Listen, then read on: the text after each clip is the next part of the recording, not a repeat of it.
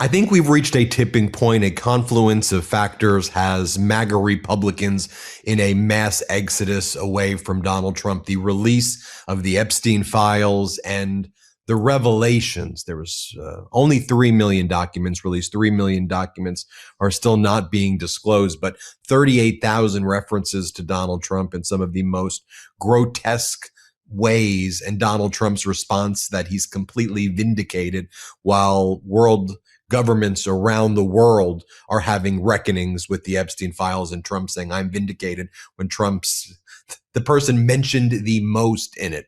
Then you have the ICE and Border Patrol invasions. You have the statements being made by the Trump regime that basically people don't have a right to conceal, carry, or exercise their First Amendment rights.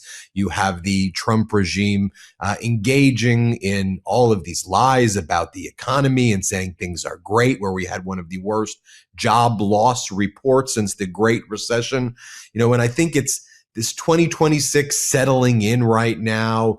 People are seeing a massive crypto crash when Trump said, I'm the crypto president. And then he wants to put his name everywhere, Golden Ballroom, this, and I'll give you money, New York, but you got to put my name on Penn Station, and you got to put it on Dulles Airport also. And I'm shutting down the Kennedy Center. And people are just like, enough of this. And then on Thursday night, he posts an image of former President Obama and former First Lady Michelle Obama as monkeys. And then the statement that comes out of the White House is, this is an internet meme depicting Trump as the king of the jungle and Democrats as characters from Lion King. Stop the fake outrage and report on something today that actually matters to the American public. I mean, I'm at a loss of words how disgusting and despicable, and my job is words for a living. I mean, you take a look at some of these former right-wing podcasters like Sean Ryan, still a podcaster, just saying, what the hell's going on? Like, take a listen to what he's saying. Play this clip. I'll tell you one thing that it has proved. Watching the administration dodge it and try to hurry it up and move along. I just saw today they don't think the American people should be talking about this anymore. Well, I got news for you. The American people are the ones that voted you in. We're the ones that voted you in, and we told you what we wanted before your ass got in there. And you're not doing it. None of these people that we elected. It's pathetic. You saw Latino voters back when there was that blue tsunami last November. Here's a voter saying, I voted Trump all the time, but not anymore. He changed. Play this clip. You voted for the Democrat, for Mikey Sherrill. Yes. Why did you vote for Mikey Sherrill? I voted for Trump before, but now I look at Trump is different. The economy I don't look good. That's a vote for Democrat. You said the economy. Also, when we spoke earlier, you mentioned immigration. What is it about his immigration action? Well, I'm very sad for this, because some people okay, but a lot of people working good. The family is the more important in the life. When Donald Trump spoke in Iowa recently, here's what the voter said there. He needs to get his act together, and our representatives here in Iowa need to stop following his lead. I'm not voting Republican again. Did you ever vote for him? First time around, and he did a good job, but then he got stupid. What does that mean? Means that he just changed. It's all about him. He thinks he's God, and he's gonna take over the world. Show you what they're saying on Fox today. Here, let's play this clip. Happened is also his approval has dropped. It actually hit negative 16 net points today, 41% approved. That's worse than it's been all the way going back to December of 2017. So people are not liking what he's doing. And a lot of it is because of the ICE optics. We've seen over the last couple of months an uptick in people who support sanctuary policies, and a plurality of Americans now say that ICE tactics are too harsh. Let's bring in Governor Jay Inslee, former governor of the great state of Washington. Recently wrote an op-ed for the MeidasTouch Substack where you said, let me tell you where this is all going. And people said, Gov, you're being hyperbolic. You said they're going to order the ICE agents to surround the polling places because they're getting very desperate right now. And people said, why is this guy being so hyperbolic? And the next day, after Steve Bannon was also named in the Epstein files over and over again, Bannon's like, I've been talking to Trump. Here's what our plan is. ICE around the polling station. So you were right as always, Gov. Well, it was like, thank you, Steve Bannon, for blowing the whistle on your own team there, because you're right. I mean, everybody's capable of being hyperbolic, but when I posted on social media that we really need the Senate Democrats to insist on a provision prohibiting ICE agents at the polling places, there was the comments that I was making stuff up. And like the next morning, Steve Bannon came to my assistance. Thank you, Steve. And said the quiet part out loud and said, that's exactly the plan. And obviously, when you got like a 37% approval rating, he's going to look for any mechanism to distort the polls. And we need to stretch our powers of imagination of where the bottom is with this guy. And the problem is there is no bottom and there never will be a bottom. So it's really our job to exercise every muscle we've got to assure fair elections, and that includes preventing Bannon and Trump from putting ICE agents to suppress the vote. Because you can imagine, you put 4 or 6 camo rifle carrying ICE agents in front of a polling place in Democratic precincts, what that's going to do to turnout. So this is really an important issue. I know there's a lot of things that we want into this bill to reform ICE, but I'd put this right at the top, because if you lose democracy, you've kind of lost everything.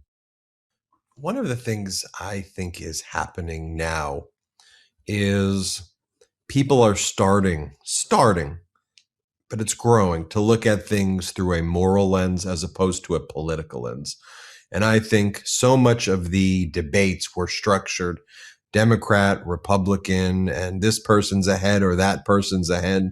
And it gamified the human tragedy and suffering that was being inflicted by this guy. What I loved about your op-ed is that it just channeled the rage that we're all feeling right now. And I think when you see those clips and when you hear what other people are saying, people are like, just stop with the Democrat, Republican, independent thing. Like, this guy in the Oval Office is a freaking monster, is a vile human being doing horrible things to people. And he is the worst of what he's not. This is not America. This is the worst of us hurting the best of us. I think that's a pivot that's happening right now.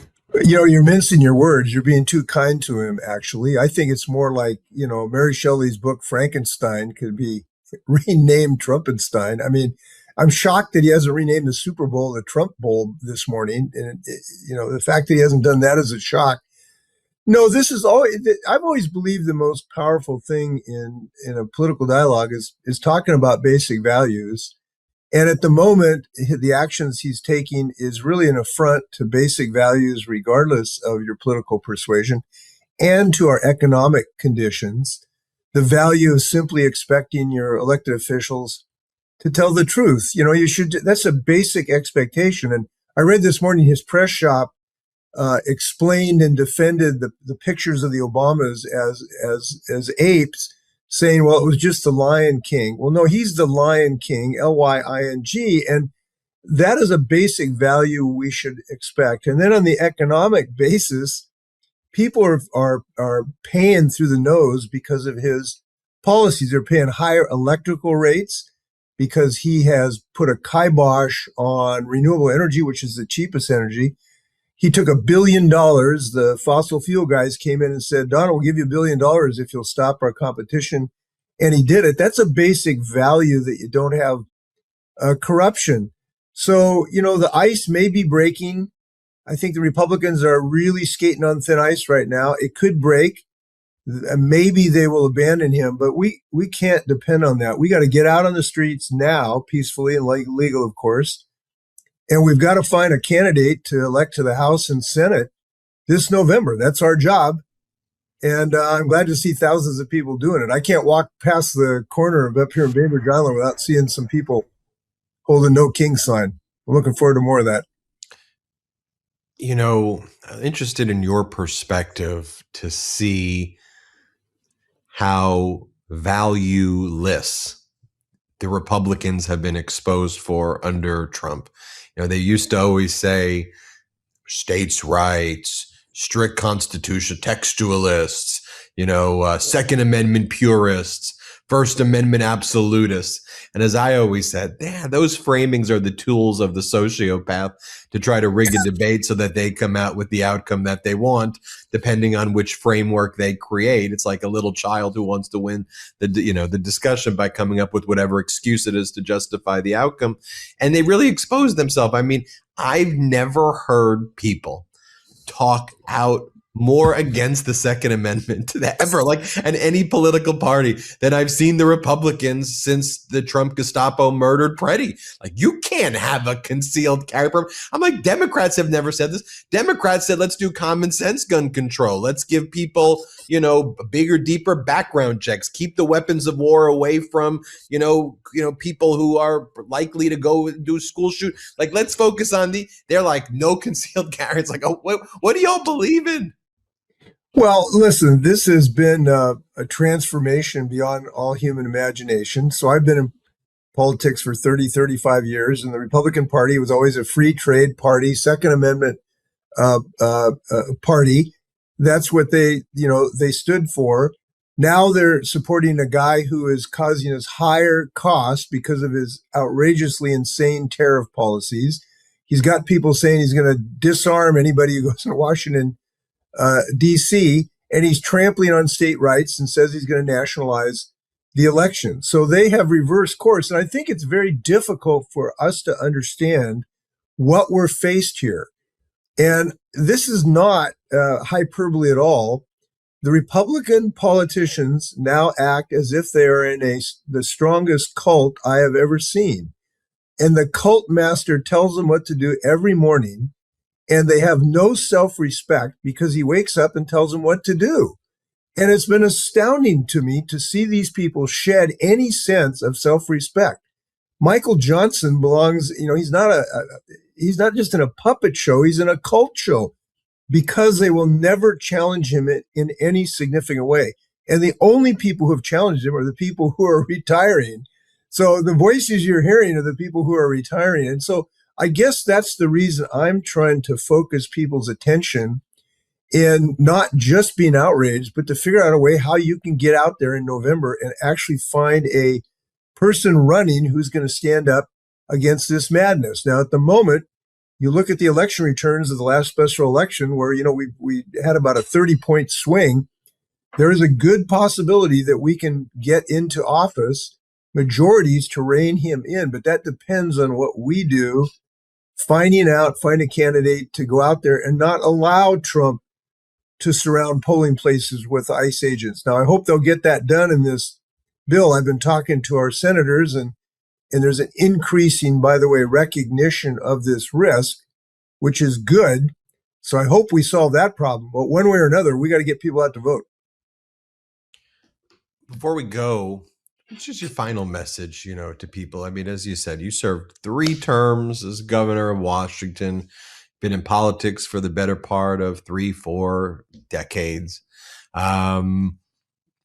These seem to be unprecedented time. Like, I don't think, you go back even to a Nixon, what Trump does every single day, any day before noon is worse than a Watergate to me. And I mean, So we're in beyond constitutional crisis right now. But, when you and I talk, you still have hope. I have a lot of hope and optimism for this country because I think people have been so resilient. Our institutions, a lot of them have fallen. Leaders have, not stepped up. New people have stepped up. But it's been people-powered resistance thus far that I think has saved this country. Well, I'm a romanticist about the nation. And my friend Brandy Carlisle is going to sing America the Beautiful before the Super Bowl this weekend. And that's how I feel about the country, because I've always felt that we have always been on an upward trajectory to form a more perfect union. And we kind of have always come through difficult days. This is not the only difficult day in the country. They had this little thing called the Civil War. We had the Depression. We had to fight for suffrage and civil rights. We've had mass movement shut down wars like the Vietnam War that were so costly to so many Americans. So this is not totally unique, but I think it's a great time to be an American because it is a moment of great consequence. Whether we will continue to have a democracy is a question right now. Now, I think we will come through this because enough voices are now coming out to be on the streets to voice their objection to this. And I believe that voters are now starting to show their revulsion against this guy, as the last, 8 election cycles or elections have shown. But it's a great moment to be a real patriot, to stand up for democracy. I think that's a privilege. So I'm cautiously optimistic because I think the nation is waking up from a nightmare. And if we do our jobs, we're going to stop the worst abuses. So I'll look forward to seeing you at the polling places and on the streets. Well, and I look forward to seeing you again soon for another interview. Governor Jay Inslee, former governor of Washington, 3-term governor. And one way or another, we'll make you a MeidasTouch contributor, even if you don't. By the way, before we go Seahawks, okay? It's our year, so just so you know. All right, we'll see. Everybody, well, it's better than the Patriots. Everybody, I won't say that. I don't want to divide. We'll edit that point out and post. Everybody. Well, I will just remind people that the owner of the Patriots gave $1 million to the Donald Trump inauguration campaign. So when you decide who to root for this weekend, you might take that under consideration. I love everybody. Hit subscribe. Let's get to 6 million subscribers. Want to stay plugged in? Become a subscriber to our Substack at MeidasPlus.com. You'll get daily recaps from Ron Filipkowski, ad-free episodes of our podcast, and more exclusive content only available at MeidasPlus.com.